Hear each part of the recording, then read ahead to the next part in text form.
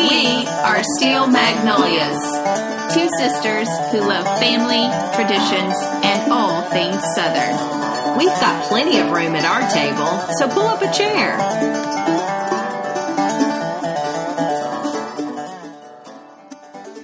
Hey, Lainey. Hi, Laura Beth. Well, today's topic is very timely with the reset of the new year. We are talking Southern with a side of healthy. Okay, yes. Meaning healthy options. Southern fare. For Southern classics. That's healthy. And there are none. So this concludes the episode. We will be back next week. Okay, but really. All kidding aside. Today we're talking Southern with a side of healthy. And to kick us off, sometimes we like to have a little snack or a beverage, yes, right? So I have made slightly sweet tea. Okay. That's what the recipe is called. So is it made with honey? Honey. I've made this. You have? I think I've made this. Is it a Southern Living? I think I heard about it through Southern Living, and it was on myrecipes.com. Okay. So it's green tea. Okay. Which a little healthier. Decaffeinated is what I used. I don't know if all green tea is decaffeinated, but mine was. So honey to sweeten it, and also the recipe called for orange and lime, but I actually didn't have those, so I just did a bunch of lemon. Okay. Well, cheers. So cheers. And what do you think?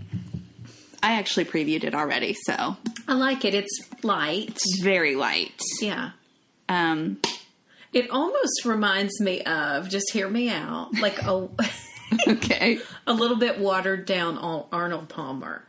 Okay. Can you see that? Yes, because it has so much lemon in there too, so which would be similar to like a Arnold Palmer, but even a little more watered down. Yeah, it's good. This would be a hard sell for somebody that's a big sweet tea lover to transition from sweet tea to this. This would be good for somebody that loves lemonade, though. Yeah. And I do. Yeah. So I'd be curious to know how it tastes with the orange and lime, how the recipe calls for. But, it's at least a nice option. It's a nice option. You want to not drink a lot of your calories, too, if you're trying to watch calories, because that's a difficult... You don't want to use a lot of them on beverages. Right. So with that would be less than a typical glass of sweet tea. It might even be a good way to transition if you were so used to drinking a lot of sweet tea. True. And you didn't want to go 100% water. Yeah. It's a good middle ground. Yeah, give yourself this. And then maybe sometimes you can have sweet tea or something. Maybe. I don't know. Everybody's kind of doing their own thing right now. Some people aren't changing anything. Some people are doing like a dry January where they've given up alcohol for the month. Yeah, to reset their bodies. Do a little detox. And some people are straight up looking for healthy options. And we heard the people because we had several listeners that were like, y'all, I cannot with all the recipes. They all sound so good and yummy, but my body cannot. Yeah. So, if you didn't take our cue on the Mississippi mud pie recipe from last week, that's okay. We have some options for you today, but this really was a hard topic. It is, because so much of Southern fare was born out of using what you have, using what is inexpensive, and a lot of that is frying food. Butter, creams, comforts. Yeah. So, but before we dive in, we wanted to mention today, it being Tuesday the 28th, when this comes out. This is a benefit for if you listen on the day we release. Tomorrow is our drawing for the Studio 10 Steel Magnolias tickets. Yep. For the showing of the show here in Franklin. So if you are local or can get here, make sure and follow us on Instagram and follow the directions to enter our contest, because the drawing is Wednesday the 29th, which would be tomorrow. Yeah. There's a purple Steel Magnolias post that you'll see on our Instagram page, and that is your way to enter. Follow the directions on that one. And, we're drawing on Wednesday. We'll give away that pair of tickets. So hopefully you have already done that, or you can do that today so you can be a part of that That's contest. Going to be an amazing performance. Show. Yeah. I have a question before we get started. Okay. because I don't want to dive in too deep and forget to ask you this. Have you ever heard of pot liquor? Have you heard that term, pot liquor? I feel like I have, but I don't really know what it means.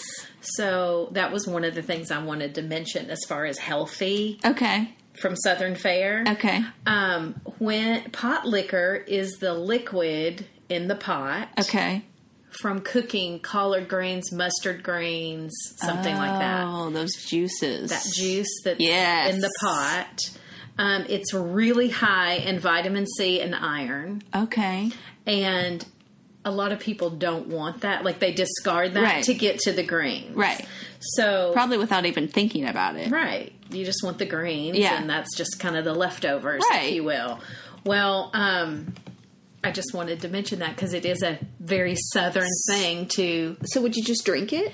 So you can just drink it. Okay. Or there's some people that would make more of like a soup with that liquid, where they might even add, well, let's just say, it was actually born out of in slavery. Okay. A lot of the people that were making the food would keep that. Oh, because it wasn't going to be missed. And yes. Exactly. And it was good nutrition because sometimes they were just getting a lot of starchy food and stuff like that.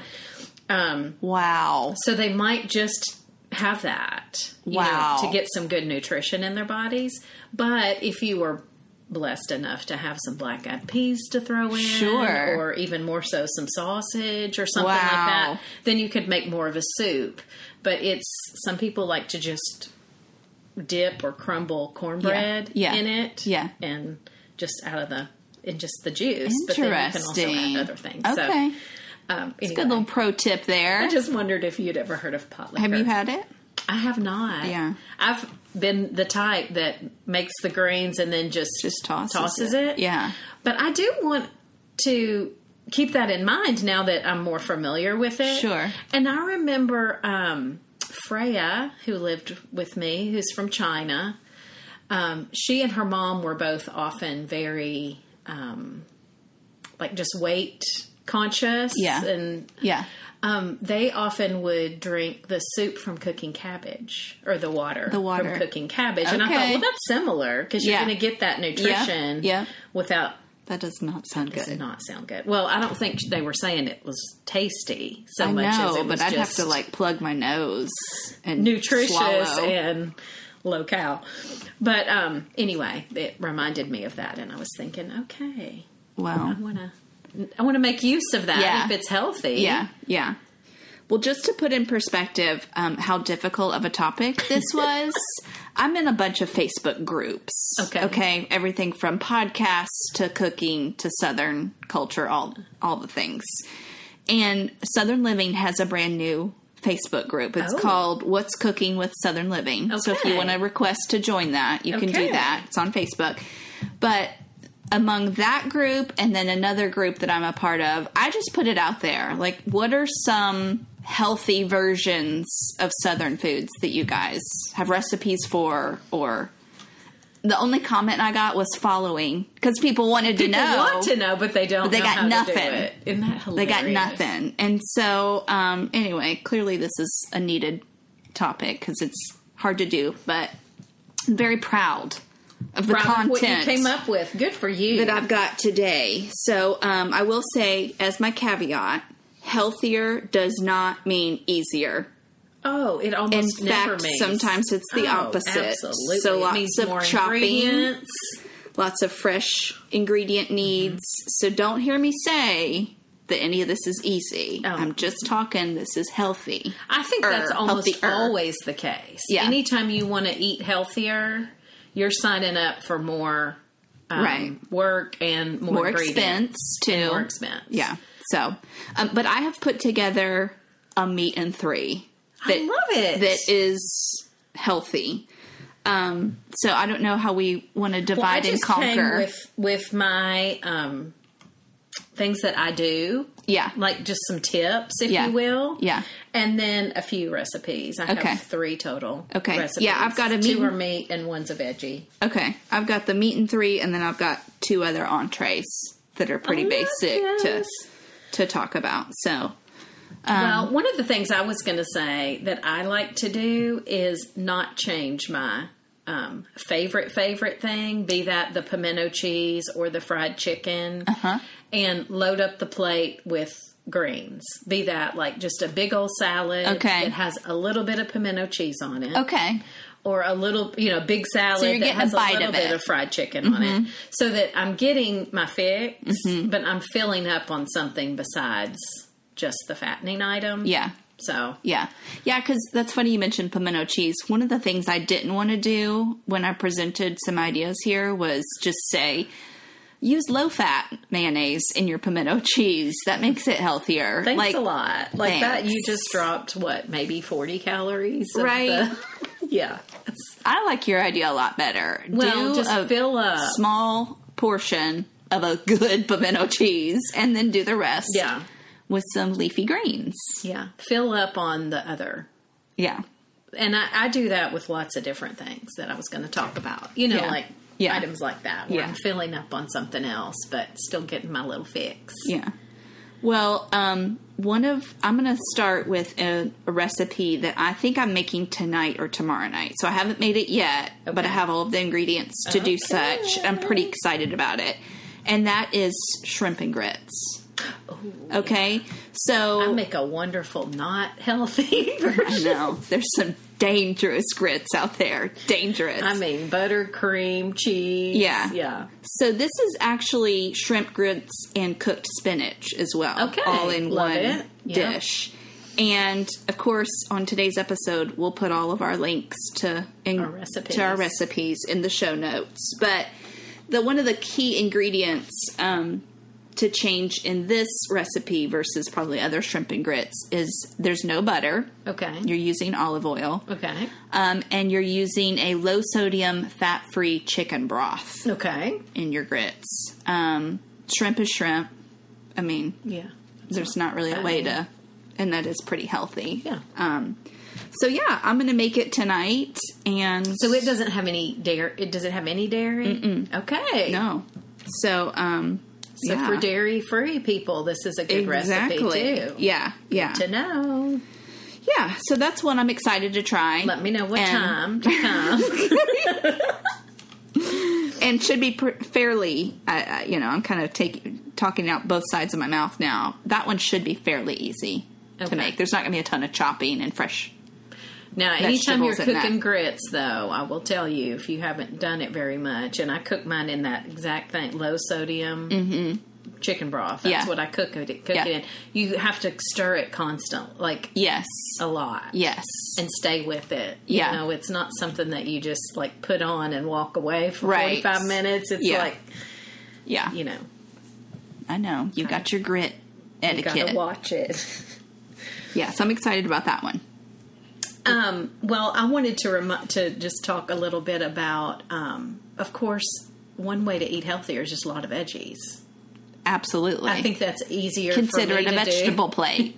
Yes. In the summer, because there's so many good ones. Yes. But I wanted to see if you remembered the very first time that me, you, and Mom all did a Daniel fast as a family.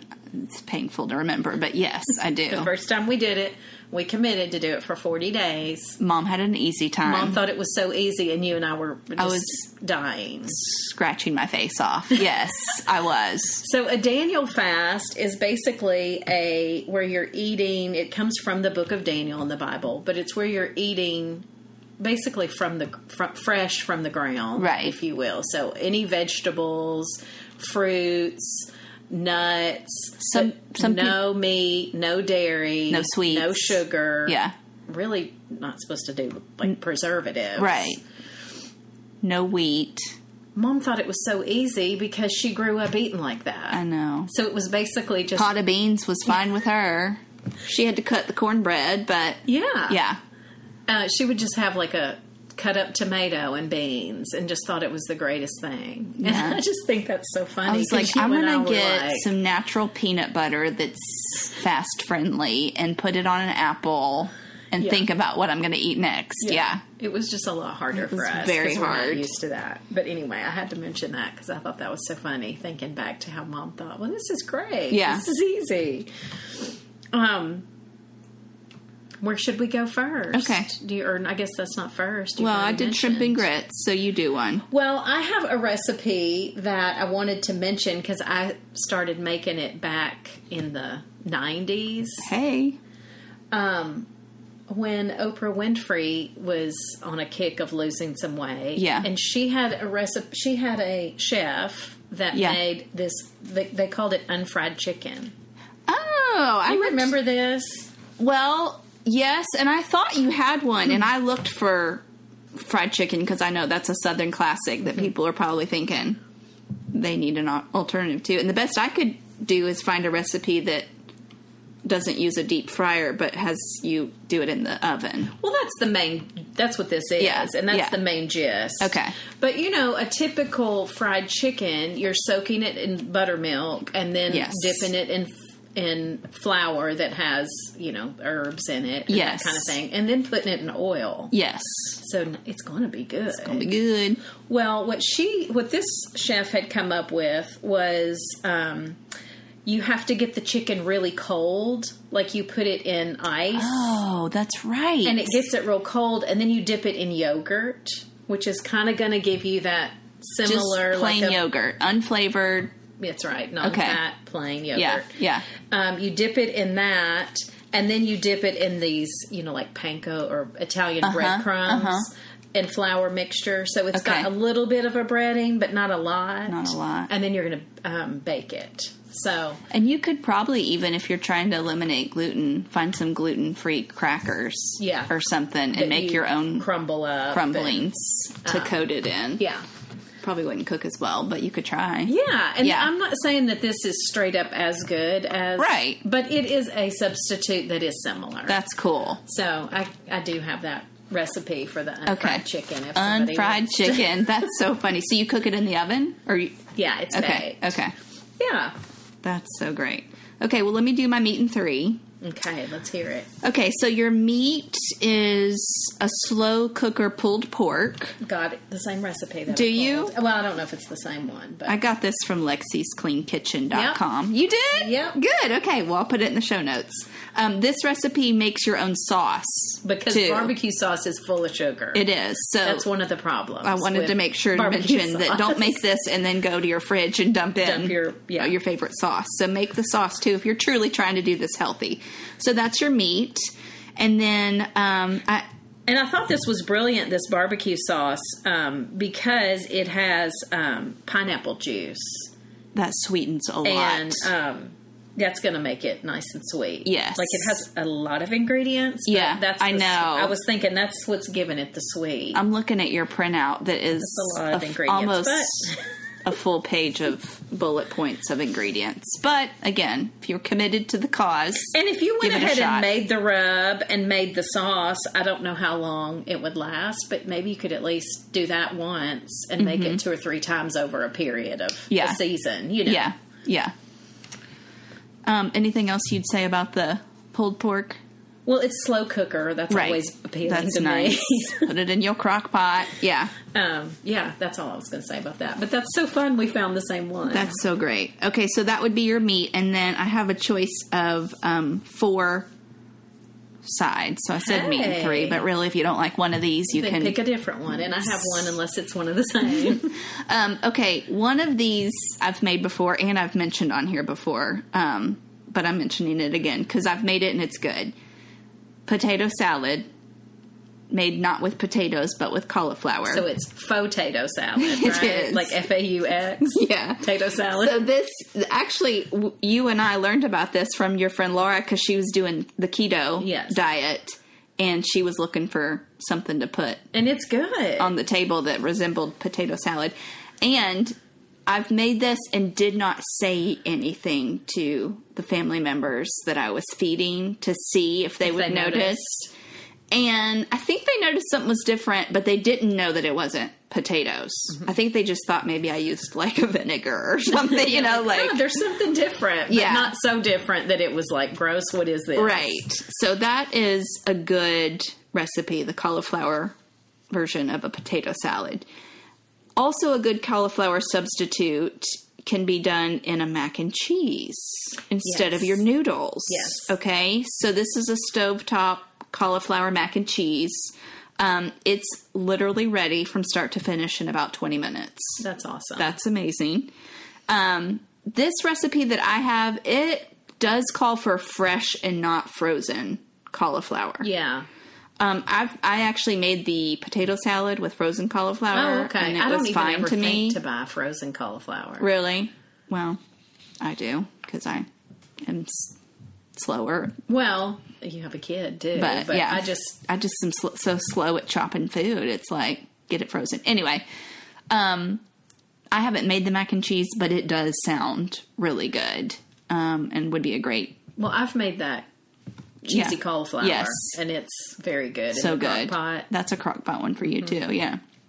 Okay. And then thirdly, you could do a succotash, which is actually already healthy. Yeah. Honestly. Most of them are. It's like a corn salsa. If you don't know what succotash is. I'm snickering because I make one that has bacon in it, but keep going. Okay. Don't They're make not it with all bacon. healthy, but. So yeah, succotash salad. I'll put that recipe up. And then so many people love okra. Oh, I know. I mean, it's all over our dad loved it. Fried okra. our Facebook group page, the Still Magnolias podcast group page. But you can roast okra. So that's what you do. You Okay. roast the okra. And so you're just going to toss the okra in a large bowl with olive oil, salt, pepper, maybe some curry powder. Okay. And then spread it on a rimmed baking sheet and roast it for 15 minutes. So Sounds good. the recipe that I looked at was actually like those okra fries, Oh, yeah. like that shape of a fry, Like it's not cut up. which small. could even be fun if you're maybe trying to get a kid to eat healthy, maybe. I don't know.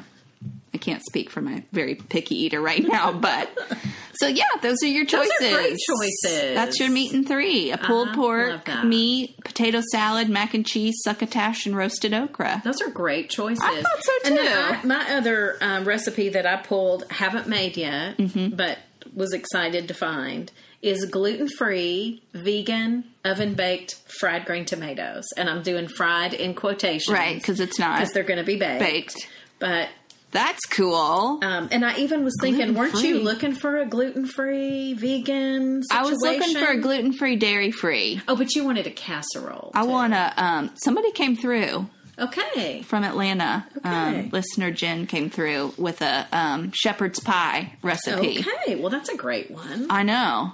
to have because that's a great thing to take. It's very in one hearty. dish. Yeah. I would think this one would be dairy free with the exception of I think it may have had a sauce on the top, Okay. but I'm pretty sure Which this probably one could would be changed out. Yeah. Or left off completely. But anyway, we can add this to That's our recipes nice. as well if somebody wants to try to make that. That's funny because I was thinking fried green tomatoes is another thing people are probably going to want to do. to make. And the only thing I could find was, just cutting out the buttermilk.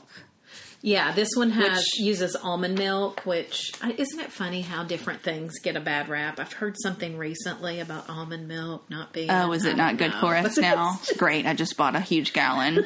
It's just funny how it's like I can't seem to keep up. But then I had a few other just substitute things I wanted to mention in general for cooking. One, anything that calls for breadcrumbs. Yeah. You can. I have used my coffee grinder, just cleaned it up, and Okay. put oats in there. Good idea. And, ground that up. It's That's not going to brilliant. be as That's coarse brilliant. and as... I'm going to do that. But it's I'm gonna a do little that. bit healthier. Yeah. Anytime something calls for butter, if you can use cooking spray, Yeah. that's yeah. just a little bit Or an less. olive oil, right? Yeah, or olive Yeah. oil. Yeah. Or some people spray olive oil. You can get like Yes, a yes, sprayer. yes. And when things call for eggs, just using the whites. is Yeah. Lower cal. And Yeah. That's true. I forget that about the egg whites. well, I hate Because I do it so fast. It's already happened. You know? and the other thing you could do is because I don't know, you would think I'd live through the Depression and how I keep things, but you could cook the yellow parts for your dog or something if Yeah. you wanted to, Yeah. just use it. 'Cause Right. You don't want to just throw Just it waste in the it. trash. flour or pasta, it's always better to use the whole wheat version. Yes. I'm not going to lie. I don't think that tastes quite as good. It doesn't. But It doesn't taste as good. there you go. Same for brown rice. It's a little bit healthier than white rice. I love white rice. And then for things that call for mayonnaise or sour cream, I really do think often just a plain Greek yogurt. Okay. If there's other I stuff should keep in that it, on hand. it's not missed that much. Yeah. In most things. In I don't most know things. that I would do that. Like if you're Don't having, make your pimento cheese No, with it. don't. Gross. Just But don't. there's certain things that I think it's fine. Yeah. Especially probably if it's going to bake. Well, or if you're putting like other herbs in it to make like Yeah. a, you That's know, good. there's other Yeah. things that you Yeah. can do. But Yeah. those were just a few That's swaps that I thought I would mention. good. I like that. And another thing, when you were talking about cauliflower, I just love the things you can do with cauliflower. Well, I'm coming around because I don't like cauliflower. So Okay. it's got to be coated and covered in all the things that we're talking about here today. Well, there is a really good taco place here in Franklin that makes this Korean cauliflower taco. Oh. And it got me thinking, I can do this. So I have made a little sauce that I just did like a little bit of sriracha and like honey Yes. and put it on cauliflower. And I did almost like a lettuce wrap from P.F. Chang's, where I just used the lettuce and put that in there. Yeah. And I've done that with many things, like where I've made like a lettuce wrap instead of a normal smart. taco. That's you so don't have smart. the flour. That is And so it's smart. filling. I even do that with like I forget about that. About using lettuce as your, because my thinking is if I'm not doing a flour tortilla, to go to a corn tortilla, because that's a little better, but which I don't lettuce like. would be I actually like lettuce better than a corn tortilla I do too, Laura Beth. I really do. because I like the crunch. Yeah. and So it doesn't I made fall apart as bad. for Mom and I this weekend. I made the P.F. Chang's Nice lettuce wraps. Yeah. you know, and with the water chestnuts and all that. And Yeah. it was very tasty. That's awesome. Anyway, you can do that with a lot of things. I think that's all I had. Oh, and I was just going to say condiments. I think if you can make a condiment that's not super high in high calorie, can add a lot of, I wrote down flavor and excitement. And that sounds funny, but like if something's got a nice condiment kick to it, it helps me It does. eat the greens more. It does. Be that it has a lot of ginger in it, or peanut, a peanut dressing or something like that. Yeah. I think that's helps me want to eat more of the greens if it has something nice. And the key with flavorful. those is finding one you like, and sticking with it, because a lot of those have an ingredient or two that is very much not in your pantry. Oh yeah, Be that red curry or But if you find it and then you're always buying that or you're keeping that on hand, then that condiment's a go-to. Mom thinks it's so funny how much, I have Asian ingredients. I know. All the time. Like I use fish sauce in a lot of things. I use toasted sesame oil in a lot of things. And it's like, oh, I've got that. Whereas That's most impressive. people would You're not. like your own international market here. Yeah, I'm pretty impressed I have rice vinegar on hand. But I have a salad dressing. And it's good. That I like using it in. And so I keep it on hand. But otherwise I would not. Well. I will mention one other main dish, crock-pot red beans and rice. Okay. Definitely healthy. You could add sausage in it or not. Sausage would kick up a bunch of salt and sodium in it. But yeah. Might make it stick with you a little bit longer. Yeah. But beans and rice is very healthy. It is very healthy, and it's very Southern. Yeah. And so, especially if you're going to make it in a crock pot, that makes it kind of easy. So I'll put a link up to a red beans and rice you can make in a slow cooker as well. So. Well, I think those were some great ideas. Yeah. Lots of things you can do. At least stuff you could put in your rotation. Yeah. It is hard to have 7 days a week of meal planning that's, a well-rounded meal that's super healthy. But maybe if you're trying to kickstart, this helps. Yeah. So, anyway. These tips. And again, let me know when we're having the shrimp and grits. All right, I will do that. Well, we're going to finish off our slightly sweet tea, and hope that you guys have a great rest of your week. We will see you here next time.